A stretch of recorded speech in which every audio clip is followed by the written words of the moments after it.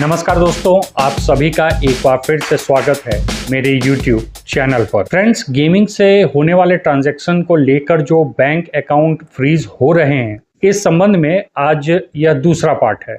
पहले पार्ट में मैंने आपको बताया था कि साइबर सेल के द्वारा जो बैंक अकाउंट फ्रीज किए जा रहे हैं उसमें बहुत ज़्यादा चिंता की बात नहीं है। ऑफ कोर्स वह एक प्रॉब्लम है, लेकिन ऐसा कोई प्रॉब्लम नहीं है जिसे सॉल्व न किया जा सके। दूसरी बात कि बैंक अकाउंट फ्रीज होने के बाद गिरफ्तार होने संबंधी जो गलतफहमी थी उसे भी मैंने दूर किया था और आपको बताया था कि इस पूरे मामले में जो मैक्सिमम समस्या आपके साथ हो सकती है वह यही है कि जो डिस्प्यूटेड अमाउंट आपके बैंक अकाउंट में आया है हो सकता है वह आपको लौटाना पड़े। इसके अलावा किसी तरह की कानूनी परेशानी आपको इन जनरल देखने को नहीं मिलेगी। मैंने डिस्क्रिप्शन में लिंक लगा दिया है, अगर आप चाहें तो डिटेल में वह पहला भाग देख सकते हैं। आज के इस दूसरे किस्त में हम चर्चा करने जा रहे हैं, जब बैंक किसी व्यक्ति के अकाउंट को फ्रीज कर देता है और ईडीडी यानी कि इनहैंस ड्यू डिलिजेंस लगाता है, तब क्या होता है, क्योंकि यह इस पूरे मामले में सबसे बड़ी समस्या है। जी हाँ, आपने सही सुना कि साइबर इशू को भी मैंने कभी बड़ी समस्या नहीं कहा था, लेकिन बैंक के द्वारा जो अकाउंट फ्रीज किए जा रहे हैं, बैंक अकाउंट को जबरन क्लोज किए जा रहे हैं और ईडीडी लगाया जा रहा है, यह एक बड़ी समस्या है जिसका सामना गेमिंग प्लेयर्स को करना पड़ सकता है अगर उनके बैंक अकाउंट में ऑफशोर गेमिंग से किसी भी तरह का फ्रॉड पैसा आ जाता है। तो अब होता यूं है कि आरबीआई जो है वह आजकल मनी म्यूल और मनी लॉन्ड्रिंग को लेकर काफी सख्त हो चुका है और बैंक अकाउंट्स जो मनी म्यूल के रूप में यूज हो रहे हैं, इसको लेकर काफी सारे दिशा निर्देश आरबीआई ने बैंकों को दे रखे हैं। बैंक भी बहुत तेजी के साथ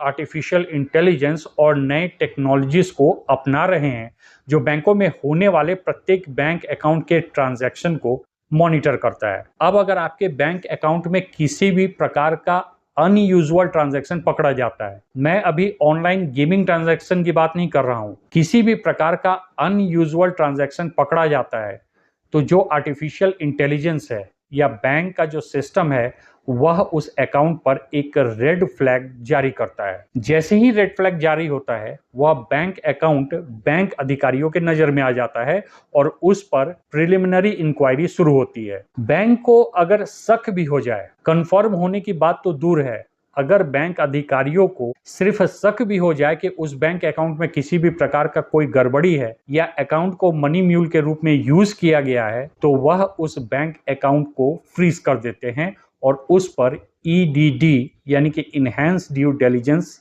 लगा दिया जाता है। इस बात को मैं यहाँ क्लियर कर दूं कि यहाँ किसी भी प्रकार के अमाउंट को लीन नहीं लगाया जाता या होल्ड पर नहीं रखा जाता, बल्कि अनयूजुअल पैटर्न के कारण पूरे के पूरे बैंक अकाउंट को ही फ्रीज कर दिया जाता है। इसके बाद जब आप जानकारी लेने बैंक जाते हैं तो आपसे वहां पर एक ईडीडी फॉर्म भरवाया जाता है। इस फॉर्म के माध्यम से बैंक जो है आपके डिटेल्स को अपडेट करती है, जैसे आपका ईमेल एड्रेस, आपका फोन नंबर, आप जिस एड्रेस पर रह रहे हैं वही एड्रेस है या किसी प्रकार का बदलाव हुआ है। इस तरह जो छोटी बड़ी जानकारियां हैं आपके संबंध में, उसे बैंक के द्वारा अपडेट किया जाता है। इसके बाद आपसे वर्बली पूछा जाता है कि जो आपके बैंक अकाउंट में ट्रांजैक्शन हुआ है वह कहां से हुआ है और क्यों हुआ है। अगर जरूरत पड़ा तो वर्बल के अलावा बैंक आपसे रिटन में यानी कि लिखित में भी इस बात को ले सकता है कि जो पैसा आपके अकाउंट में आया है वह कहां से आया है। अगर आपके जवाब से बैंक संतुष्ट हो गया तब तो ठीक, लेकिन अगर संतुष्ट नहीं है तो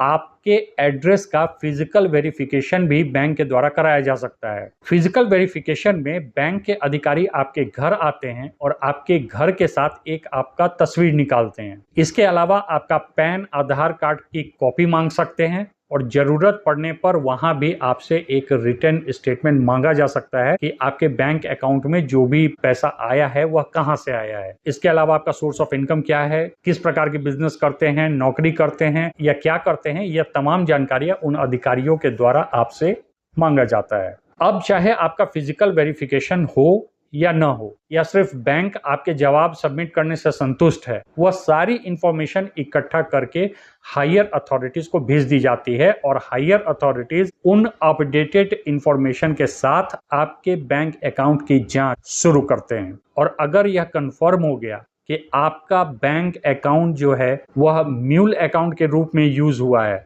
या फिर किसी गेमिंग का पैसा आपके बैंक अकाउंट में आया है, तो फिर वह आपके बैंक अकाउंट को लेकर कुछ निर्णय लेते हैं। निर्णय यह हो सकता है कि वह आपके बैंक अकाउंट को रिलीज कर दें एक चेतावनी के साथ, अगर उन्हें कोई बहुत बड़ी दिक्कत नहीं लग रही है तो। इसके अलावा आपके बैंक अकाउंट को तो रिलीज कर देंगे, लेकिन हो सकता है कि आपके यूपीआई या फिर ऑनलाइन ट्रांजैक्शन को डिसेबल कर दें। मतलब अकाउंट में आप कैश पैसा जमा कर पाओगे, निकाल पाओगे, लेकिन यूपीआई या ऑनलाइन सर्विस आप इस्तेमाल नहीं कर पाओगे। इसके अलावा आपके बैंक अकाउंट पर रियल टाइम मॉनिटरिंग बैठाई जा सकती है, मतलब कि हर ट्रांजैक्शन के साथ आपके अकाउंट को मॉनिटर किया जा सकता है। लेकिन सबसे बड़ी समस्या कि बैंक आपके अकाउंट को परमानेंटली क्लोज करने का आदेश दे सकता है, और फिर उस परिस्थिति में अगर आपके बैंक अकाउंट में कुछ पैसे होंगे, वह पैसा निकालकर आपको दे दिया जाएगा और आपका बैंक अकाउंट जो है वह परमानेंटली क्लोज कर दिया जाएगा। अब इसका असर जो है वह आपके बैंकिंग सिस्टम पर बहुत बुरा पड़ेगा। बुरा यह पड़ेगा कि उस बैंक में फिर भविष्य में आप अकाउंट नहीं खुलवा पाओगे। मान लो कि अगर ऐसी कोई भी बात एसबीआई में होती है और एसबीआई आपके अकाउंट को बंद कर देता है, तो फिर आप जीवन भर एसबीआई में अपना दूसरा अकाउंट नहीं खुलवा पाओगे। यह सबसे बड़ी समस्या है। अब आप पूछोगे कि इसमें समस्या क्या है? अगर एसबीआई नहीं तो 10 अन्य तरह के बैंक हैं, अपन किसी दूसरे बैंक में जाकर अकाउंट खुलवाकर काम कर सकते हैं। लेकिन दिक्कत यह है कि समय के साथ साथ जैसे जैसे टेक्नोलॉजी इंप्रूव कर रही है और जिस प्रकार से आरबीआई और सरकार की शक्ति बढ़ रही है, अब आपका बैंक अकाउंट फ्रीज होने की बात सिर्फ आपके बैंक तक नहीं रहती, बल्कि दूसरे बैंक और इवन की आरबीआई या सरकारी संस्थानों तक भी पहुंच रही है। हो सकता है आप किसी दूसरे बैंक अकाउंट में अकाउंट खुलवाने जाएं और वहां आपको पता चले कि आपका बैंक अकाउंट खुल गया है, लेकिन खुलते ही बिना किसी ट्रांजैक्शन के ईडीडी लग गया। कारण पूछने पर पता चलेगा कि आपका जो पुराना बैंक अकाउंट है वह फ्रीज है, इस कारण से इस पर ईडीडी लगा है। हो सकता है उस प्रोसेस के बाद आपका बैंक अकाउंट खोल भी दिया जाए, लेकिन इस पूरे प्रोसेस से आपको गुजरना होगा। बहुत सारे बैंक्स जो हैं वह अब बैंक अकाउंट खोलने को भी मना कर रहे हैं जब तक कि आपका पुराना बैंक अकाउंट पे जो फ्रीज लगा है वह क्लियर ना हो जाए। ऐसा हर मामले में होता है ये मैं नहीं कह रहा, लेकिन मैक्सिमम यह दिक्कतें अब लोगों को फेस आनी शुरू हो गई हैं और इस बाबत बहुत सारे मामले ऐसे हैं जो खुद मेरी नज़र से होकर गुजरे हैं। इतना ही नहीं, जब से जीआरएम पोर्टल आया है उस पोर्टल के माध्यम से बैंक, आरबीआई, इन्वेस्टिगेटिंग एजेंसीज और एचएमए भी एक साथ कनेक्ट होते नजर आ रहे हैं। एक बार आपका बैंक अकाउंट फ्रीज हुआ, वह मामला जीआरएम सिस्टम पर आ गया, तो सिर्फ वही बैंक नहीं, बाकी सारे एजेंसियों, बैंकों, आरबीआई के लिए यह पता लगाना चुटकी का काम है कि आपके प्रीवियस बैंक अकाउंट में फ्रीज लगा हुआ है, और फिर इसे लेकर तरह तरह के ऑब्जेक्शन रेज किए जा सकते हैं। कुछ एक मामले, बहुत कम परसेंटेज है, लेकिन कुछ एक मामलों में यह भी देखने को आया है कि बैंक या कोई साइबर सेल एक पर्टिकुलर व्यक्ति के सीधे पैन कार्ड में फ्लैग लगा दे रहा है। मतलब कि उसका पैन कार्ड जो है वह वेरीफाई ही नहीं हो पा रहा है।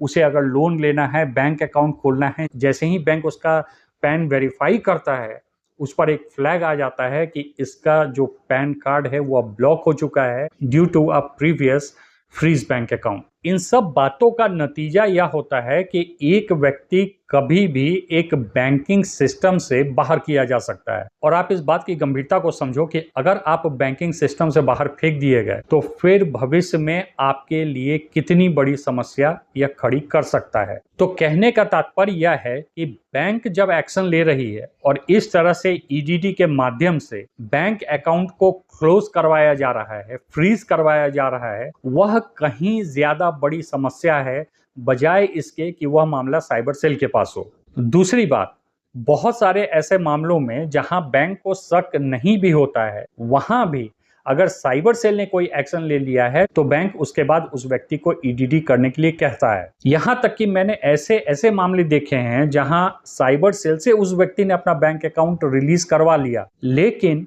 बैंक ने उसके अकाउंट को परमानेंटली क्लोज कर दिया क्योंकि बैंक अब उस व्यक्ति पर ट्रस्ट नहीं कर सकती थी। तो सवाल है कि अगर ऐसी परिस्थिति खड़ी हो जाए तो क्या किया जा सकता है। तो सबसे अच्छा उपाय है कि जब आप ईडीडी कर रहे हैं, बैंक मैनेजर या बैंक को आप कॉन्फिडेंस में लें और उन्हें यह यकीन दिलाएं कि यह ऑनलाइन गेमिंग ट्रांजैक्शन जो है वह गलती से हुआ है। आपको पहले से पता नहीं था कि ऑनलाइन गेमिंग से इस प्रकार के फ्रॉड पैसे आते हैं, और आप बैंक को प्रॉमिस करें कि फ्यूचर में इस प्रकार की कोई गलती नहीं होगी। अगर बैंक आपसे कन्विंस हो गया तो हो सकता है कि सिर्फ आपको वार्निंग देकर छोड़ दिया जाए, आपके बैंक अकाउंट को क्लोज नहीं किया जाए। यह उपाय 100% वर्क करेगा ही करेगा, यह श्योर नहीं है, लेकिन बहुत सारे मामलों में मैंने ऐसा देखा है जहां ऑनेस्टली लोगों ने बैंक को कहा है कि भाई गलती हो गई, उन्हें पता नहीं था कि ऑनलाइन गेमिंग से जो पैसे आ रहे हैं उसके कारण बैंक अकाउंट भी फ्रीज हो सकते हैं। तो बैंक ने उस चीज को कंसिडर किया और वार्निंग देकर उन लोगों का बैंक दोबारा से ओपन कर दिया। इसके अलावा जो लोग इस गलतफहमी में हैं कि अगर बैंक ईडीडी करा रहा है तो उस समय हम गलत बोलते हैं। गलत बोलते मीन्स कि हम गलत सूचना दे दें कि भाई यह गेमिंग का पैसा नहीं है, यह किसी ट्यूशन का पैसा है या किसी और चीज का पैसा है, तो इससे हम बच सकते हैं। यह सबसे बड़ी गलती होती है जो एक व्यक्ति करता है, क्योंकि जो इंफॉर्मेशन आप दोगे उसके बाद एक प्रॉपर इंक्वायरी उस पर होनी है, और अगर उस प्रॉपर इंक्वायरी में पकड़ में आ गया कि आपने झूठ बोला है तो फिर हर हालत में आपके बैंक अकाउंट को वे क्लोज कर ही देंगे। जैसा मैंने आपको पहले भी बताया है कि गेम खेलने या पैसा विड्रॉ करने के लिए प्रोगा कानून के अंतर्गत किसी भी प्रकार की सजा का प्रावधान प्लेयर्स के लिए नहीं है। मैंने आपको यह भी बताया है कि जो मामले अभी प्रोगा के आ रहे हैं, ग्राउंड से भी यही रिपोर्ट है कि सिर्फ ऑनलाइन गेमिंग फैसिलिटेटर्स या फिर उनके जो एजेंट्स होते हैं उन्हीं पर कार्रवाई हो रही है, प्लेयर पर किसी तरह की कोई कार्रवाई नहीं हो रही है। तो यहाँ पर झूठ बोलकर फंसने से अच्छा है कि सच बोलकर आप एक बार निकलने का प्रयास करें। अगर आप सही इंफॉर्मेशन बैंक को देंगे, बैंक को आप कॉन्फिडेंस में लेंगे, तो आपकी यह समस्या बहुत हद तक सुलझ जाएगी, बजाता इसके कि बैंक इस पर कोई बहुत कड़ा एक्शन ले ले। जो समस्याएं मैंने आपको बताई है वह हर अकाउंट में हो, भले गेमिंग का पैसा आ भी रहा हो, लेकिन हर बैंक अकाउंट में हो यह कोई जरूरी नहीं है। सिस्टम जो है वह बहुत सारे बैंक अकाउंट्स के अनयूजुअल पैटर्न को नहीं पकड़ पाता है।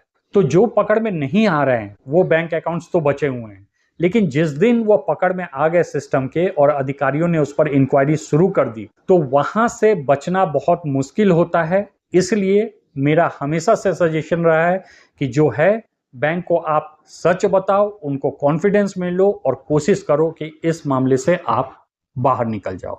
हाँ, फिर भी अगर बैंक आपका किसी भी प्रकार से सहयोग नहीं कर रहा है तो जो रास्ते आपके पास बचेंगे वह यह है कि आप बैंक के हायर अथॉरिटीज के पास अपील कर सकते हो आपके बैंक अकाउंट जो क्लोज किया गया है उस फैसले के खिलाफ। अगर वहां भी आपको राहत नहीं मिलती है तो आप डायरेक्ट आरबीआई पर कंप्लेंट दाखिल करके इस बाबत राहत की मांग कर सकते हो। यह सारी प्रक्रिया जो है वह ऑनलाइन होती है और इसमें किसी भी प्रकार का कोई पैसा भी आपको खर्च नहीं होता।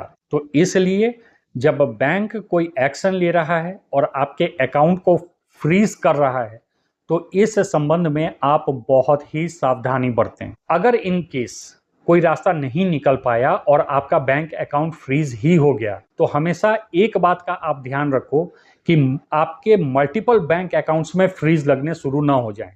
एक के बाद एक बैक टू बैक आपके बैंक अकाउंट्स फ्रीज हो रहे हैं तो फिर एक दिन कभी ना कभी यह बैंक या फिर साइबर अधिकारी के नज़र में आ जाएगा और वहां से फिर आपके पैन कार्ड तक को वह ब्लॉक कर सकते हैं। इसलिए इस पूरे मामले में थोड़ी सावधानी बरतने की जरूरत है। अब यह सारी बातें मैंने आपको डराने के लिए नहीं कही है बल्कि आपको सावधान रखने के लिए कही है। बैंक अकाउंट फ्रीज मामले को लेकर प्लेयर्स में दो तरह की चीजें मैंने देखी है।